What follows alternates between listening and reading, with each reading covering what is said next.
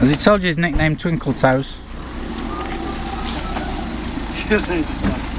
I'm a lazy sod. I'm walking in with 2 cameras and you're with the water in your hand. I'm thirsty, it's boiling.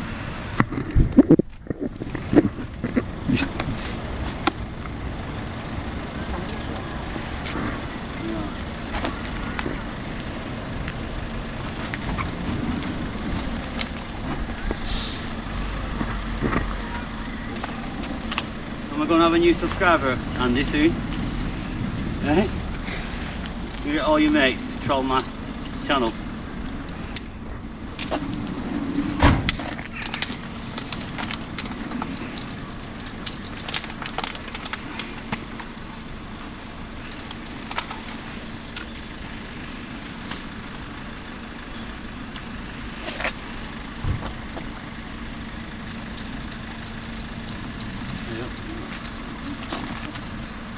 Hello, you alright? Hi. Hi, boss. How are you? You okay? Yeah, good, thanks. I'll see you. Yeah, do you want to go over Yeah, it? just have a quick word, is that alright? Yeah. Thanks. Are you alright? Why do you need a chat with the gas agent? Whoa! Very friendly. Why do you need to have a chat with the gas agent?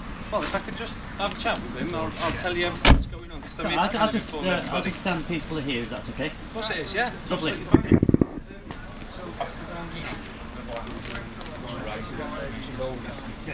Fine. Last thing is just so you can have a chat with him and then have a chat with us afterwards. We won't be privileged to talk to Mark. He's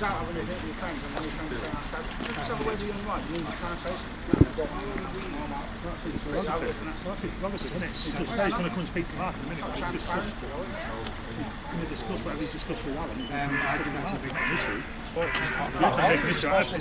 Everyone's supposed to be fully transparent when you're working in the pumps. Supposed to be fully transparent, it doesn't seem that way. That's all I'm saying.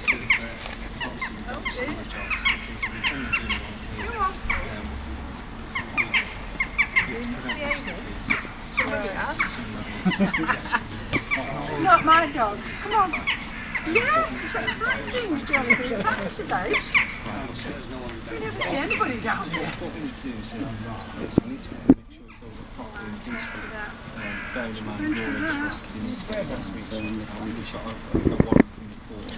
I'm assuming obtained lawfully. I understand that's being questioned. I'll have a look at that. I'll have a look at that in a second. I'll have a look at that in a few minutes. Well, she don't like the water. I've had her in the river, but she only does. This is tipping toil where it's fine. You see here, there's no breach of the piece of curb. You can't see any of these people causing an issue.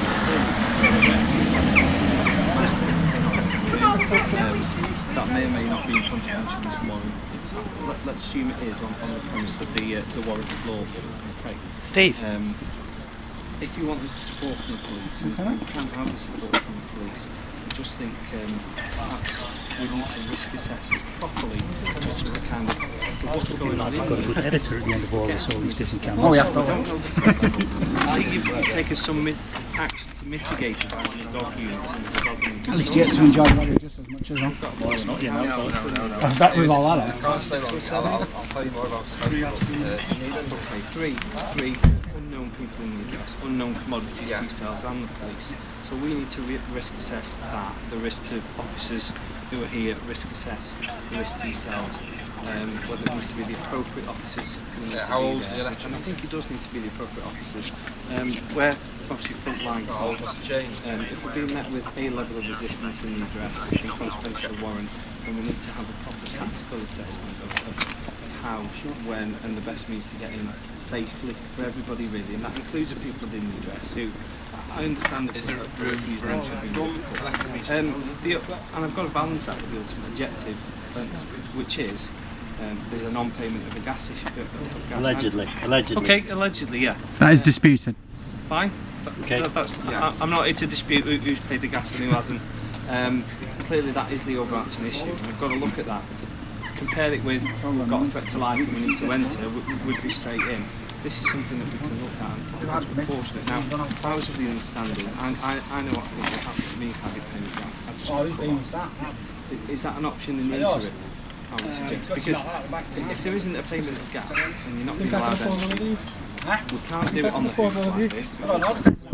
It's either going to be negotiated next week or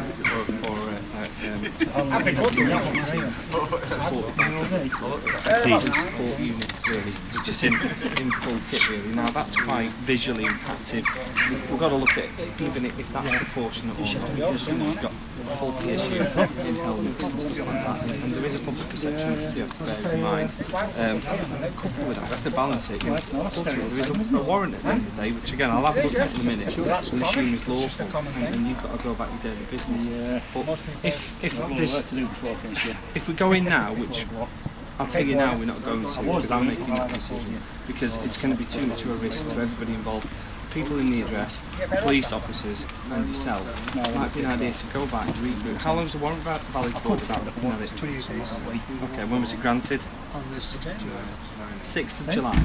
So we've got time on our side, perhaps cutting off the gas, which is your prerogative completely, is an interim measure whilst you look at recouping payment. How does that sound? I know it's not what we wanted to do, but it's going to have, I have to obviously assess the fallout and the impact on people. Looking at it, we're still dealing with somebody who was allegedly I understand you have to do some sort of enforcement. If that's going to be in conjunction with assistance from the police, then we'll assist you in the best way that we can, and the safest way that we can. And this kind of on the hoof deployment isn't the safest, I would say, to everybody involved, because there's a lot of unknown risks and commodities in the address. This is more relaxed. You take a back seat. Is that all right? I'll just have a look at this. Okay, I'll use my limited legal expertise of a civil warrant eye over it, and then I'll give it you back, and I'll obviously touch you because it's only fair that we give everybody an update. I know you've been listening in, but I'll just update you separately with some of my thought process, if that's all right. Okay. Well, it's the same as anything though, when you edit it, you always edit it, you know. In your favour. It's not in our favour, is it? Crew magistrates.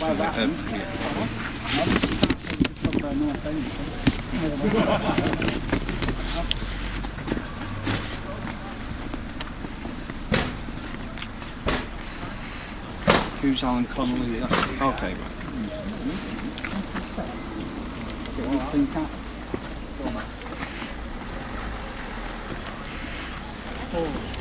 Take it this 7 days working notice has been given. Yes. To the and in what format was that given? It was written to say that we applied for the warrants on the dates of the application and then the dates of the enforcement. Okay, so by Did you send him a 7-day letter though? Yeah. In writing, so that's okay.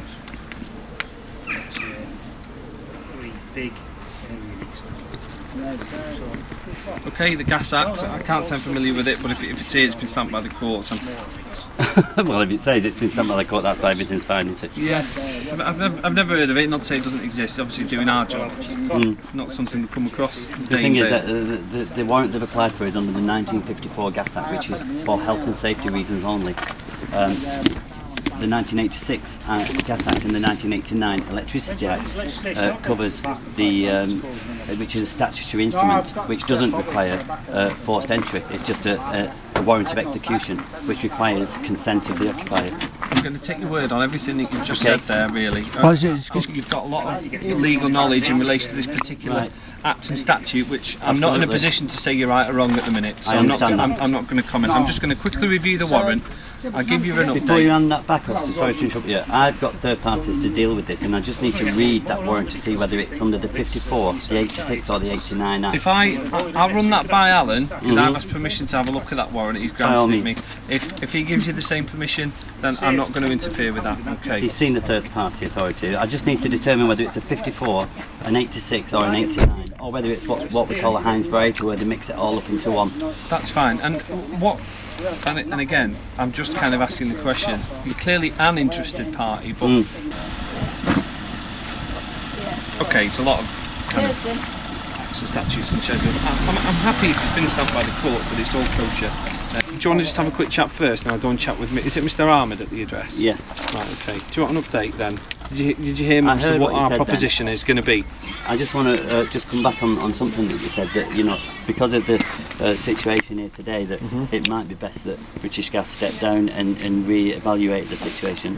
I just need to let you know that that can't just turn up at 7 o'clock tomorrow morning and execute that warrant under human rights. Pardon? They have a life as well, you know. Sorry, but you know what I'm getting at. Yes.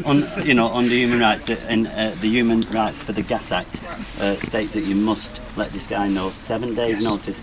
So what I respectfully request is that this is going to happen next time you come and the time after.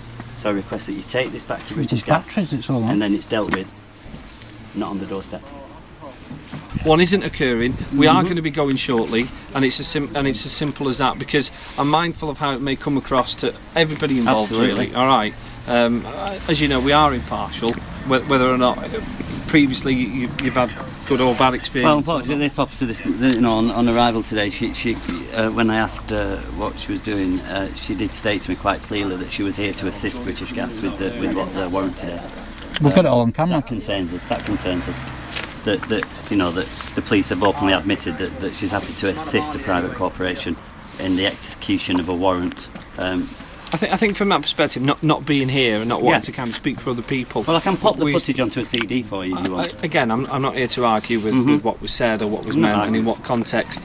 You know, I'm not going to give you some sort of political, it was taken out of context answer. I didn't hear it. I know you didn't. Sometimes we do assist a lot of people with a lot of things, like licensees. We assist people in getting ejected from pubs, and reasonable requests of the police reasonably made to assist with something in the threat of a breach of the peace.